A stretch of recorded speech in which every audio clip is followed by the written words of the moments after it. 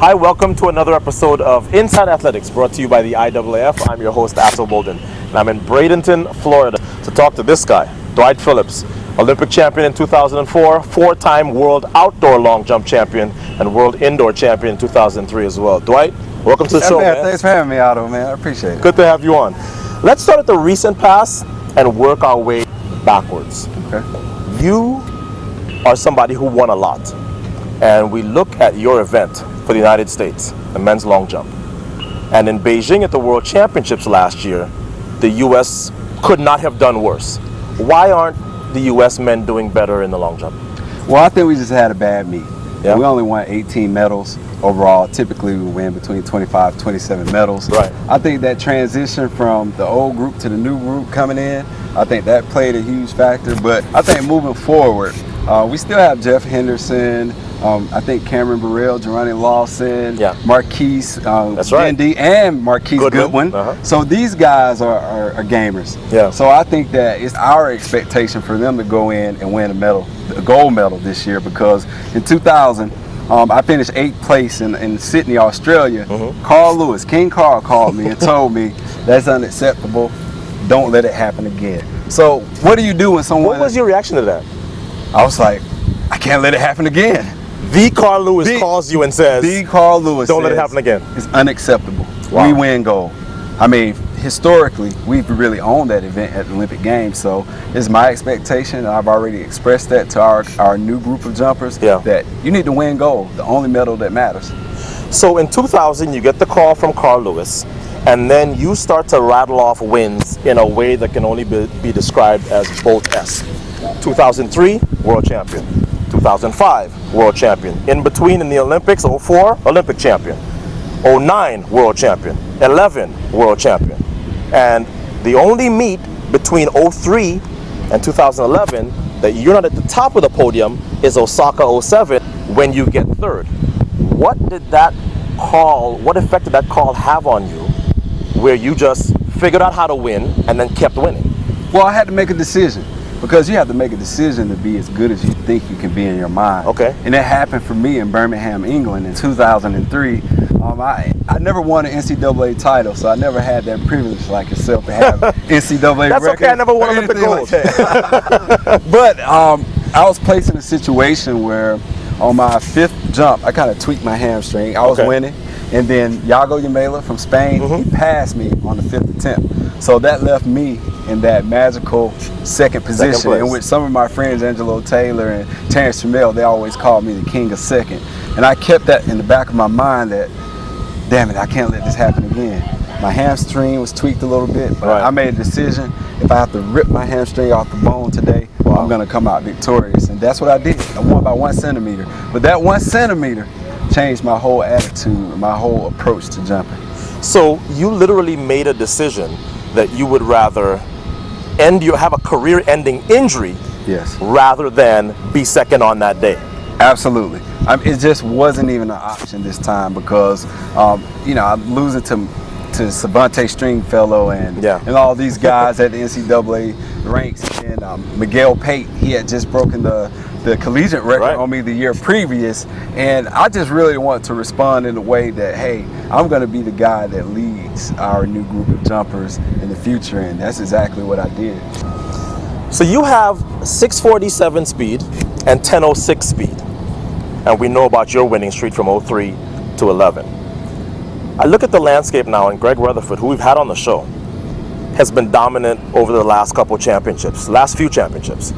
And he doesn't have that kind of speed. How can you explain to somebody who doesn't know your event how somebody without world-class 100-meter and 60-meter speed has been that dominant in the long jump? Well, for Greg, he's really maximizing his speed. He's not a 6:47 60-meter runner. He runs 6'6". Okay. He's not a 10.0 runner, but he runs 10.2. Yeah. And he's maximizing that speed, and he has that one factor on his side. He has a chip on his shoulder. Yeah. I had conversations with him in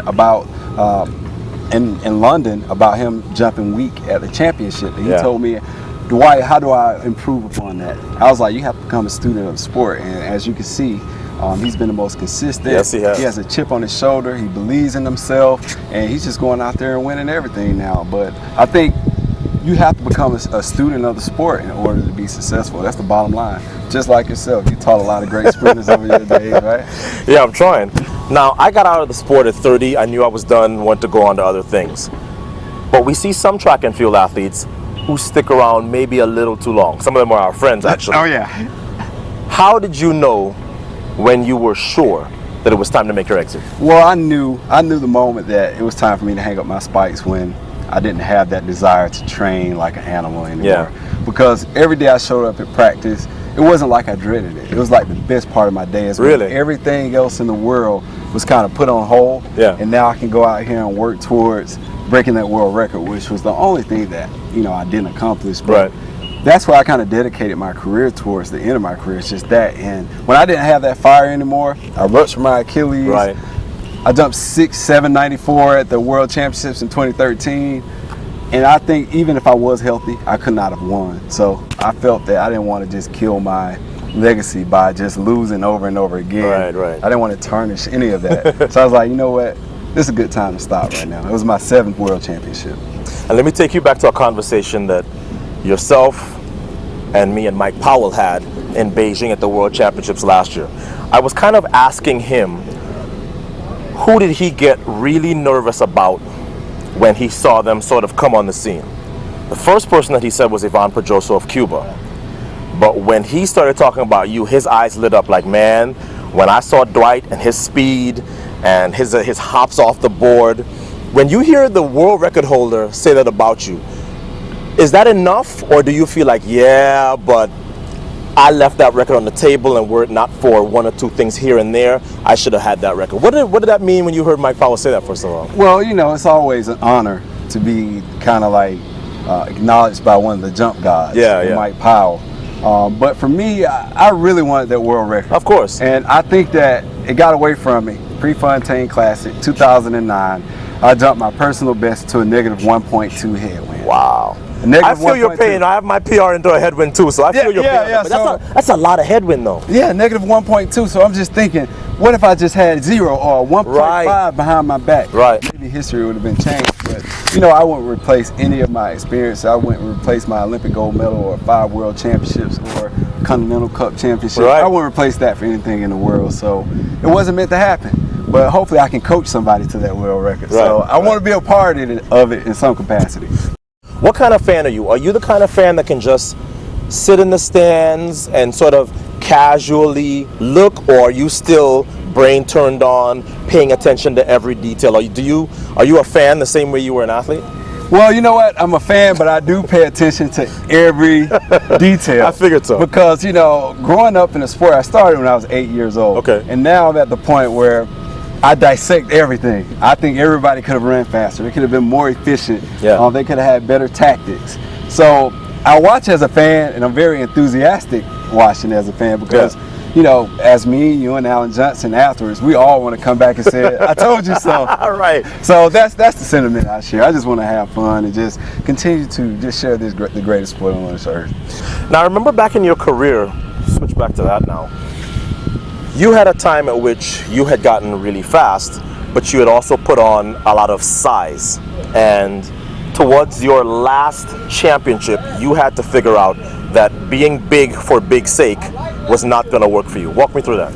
Well, the transition from 2005 and 2006, I was on a high horse, honestly. Okay. I really felt like... Because you had won 3, 4, 5. You had been undefeated for 3 years, 3 championships. I'm invincible. Yes. I felt that there was no way that anybody could beat me in the world. They weren't as strong, they weren't as fast, and technically I was improving, so it was impossible. Right. So I became complacent, started partying a little bit. Okay. And then this young guy from Panama, he came in. Irving Saladino. 2006, 2007, 2008. He showed you that you can never relax in this sport of track and field. You have to always push yourself, because you never know who or where this person may lie and come to dethrone you, and that happened to me. And I thought that I could win no matter what. So in 07, he wins, Howell gets second, you're third. They say you learn a lot more from losing than from winning. Was there something that you saw where you went, you know what? I can't ever forget this lesson. Well, you know what? I really hate losing more than I love winning. Ah. So that really taught me a huge lesson that you just cannot, I say it emphatically, you cannot get complacent, because if you do, they are going to take away all that you worked so your whole entire life towards. Right. And that, for me, not winning NCAA titles and all these accolades that I want to accomplish. Right. And now I want it to go 10 years, like 10, 11 years, like Edwin Moses or Carl Lewis or all these guys. I want it to be dominant like that. Right. I let my guard down, and it can be taken away so easily. So I say you have to give it everything you have every day, and you have to be very smart about listening to your body. And I just didn't take care of my body for 3 years, and it showed on the track. So now that you're on this side of the retirement line, you look back at your career, you did a lot of winning. You could make a case for one of the best ever. You're what, number 5 all time? Yes. Number 5 all time, into a headwind, which nobody else 4, 3, 2, 1 can say. Right. What do you look back at your career and say, you know what? If I had focused on this one thing or these 2 or 3 things more, things would have been even better than they were. Maybe if I would have listened a little bit more to my coaching. Really? Yeah, because it became a time where I studied 6-7 hours a night, and I felt that I knew more than my coaches at a certain point. So it was kind of, I wouldn't say I wasn't coachable, but to a certain degree, if it didn't make sense to me, I wasn't going to try it. Right. And I think that maybe I should have listened a little bit more, and maybe that would have taken me a little bit further. Well, I tell you what, man, you seem as happy now as you were when you were winning gold medals. So I'm glad that you found such peace of mind on this side of the retirement line. Welcome. And I know you have a big birthday next year. Yeah, You're 40. Yeah. The magic 40. Yeah. And as you can see, the grades are coming in. Yeah. So I'm more distinguished by the day, by the year. So I'm embracing it, and hopefully I'll be on your side, sharing my expertise in the field events moving forward. Fantastic. Look forward to All it, right, man. man. Thanks, Good to see Otto. you. All right. Pleasure. All right. All right.